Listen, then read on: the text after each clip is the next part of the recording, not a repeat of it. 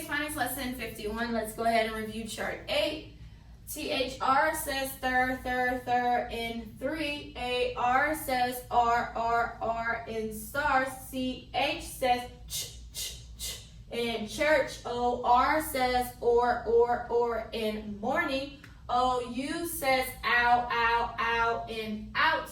OW says ow in owl. OW says o in bowl. ER says in verse. UR says in nurse. IR says in bird. OI says oi in coin. OY says oi in boy. OO says in book. OO says ooh in tooth. WOR says were in worms. IGH says I in nights. ALL says all in ball. ALK says awk in walk. So we have finished chart 8. So this is our third chart that we have completed. So now we will move on to chart 9. Okay, so this is what chart 9 looks like. All right, so I'll go with the sounds. First one, ing says ing in pointing. KN says in not. GN says in nat. ANG says ang in bang. ING says ing in king. ONG says ong in long. UNG says in strong. ANK says ank in bank. INK says ink in wink. ONK says onk in honk. UNK says unk in trunk. WA says walk in wash. A says in adopt. Y says e in baby. LE says lul in little. ED says ed in wanted. ED says t in looked. ED says d in played. So this is chart 9. So today we will move on to our first sound on chart 9, which is ing that says ing, like in pointing. Now this is actually not a special sound. So all the other sounds we did are different from this one. And you can look at it and you can see. If you look at the special sounds and then you look at this one has something that the rest of these, well besides these 3, don't have. And that's called a hyphen. That little line right there is called a hyphen. Say that, hyphen. That hyphen means that you have to connect that ing to something. If you think about like Legos and blocks, you know how you can attach them together? Well, that's what that hyphen means. You need to connect that to something. Now, ing is not a special sound. It is what we call a suffix. Say that, suffix. Suffix. A suffix always goes at the end of a word. Look at pointing. ing, look where it's at the end of the word.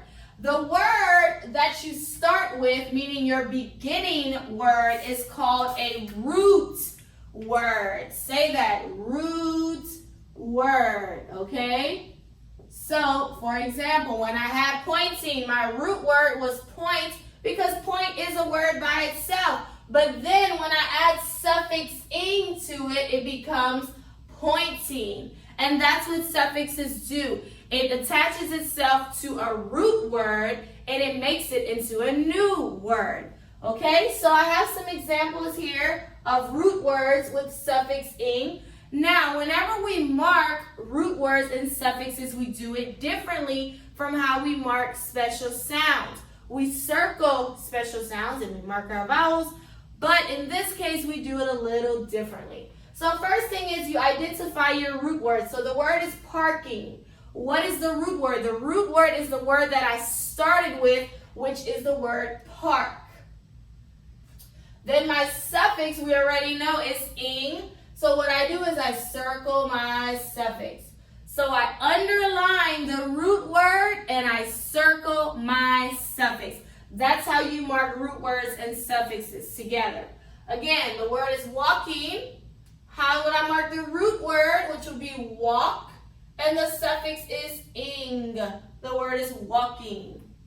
Next, crying. The root word is cry.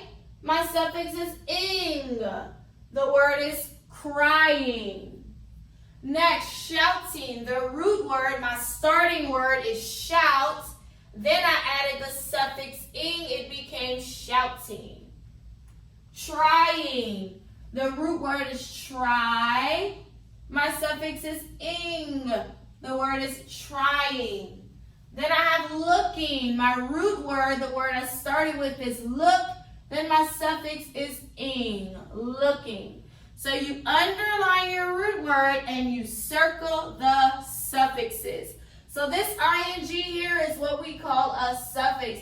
And that hyphen, that's what lets you know, oh, that's not a special sound. That's a suffix. So the same thing for these three here. These are all suffixes. If you look, you have that root word and then that's added at the end. See? So yes, these are different from special sounds. They are they are suffixes. In order for a word to have a suffix, it has to have a root word. They go hand in hand. A root word connects to a suffix. A suffix connects to a root word. That's how it works, okay? So this is just an introduction to root words and suffixes. We will practice some more on tomorrow. So you underline your root word and you circle your suffix. So today we learned suffix ing, okay? And this is chart 9. All right, let's go ahead and go over some blends. Let's make some words today. So I have sta. What's a word I can create from sta? You can say stop or stock. Okay, swig. What's a word I can create from swig? Swish or swim. Glad. What's a word I can create from glad? Glass or glad. Plot. What's a word I can create from plot? Plot. Scree. What's a word I can create from scree? Scream. Or screech. Crib. What's a word I can create from crib? Crib. Okay? All right, let's practice some more sounds here and read the words. So I'll start, okay? So first word, do you know what the sounds are? I hope you said A-R, and the word is arm. Next, sounds are O-W. I hope you're telling me the sound before I tell you. The word is O-W. Ow, the word is how. This one, what are your sounds? Well, what is your sound? Special sound? I-G-H-I. The word is fight. Next, you have two special sounds. W-O-R, word. S-T, worst.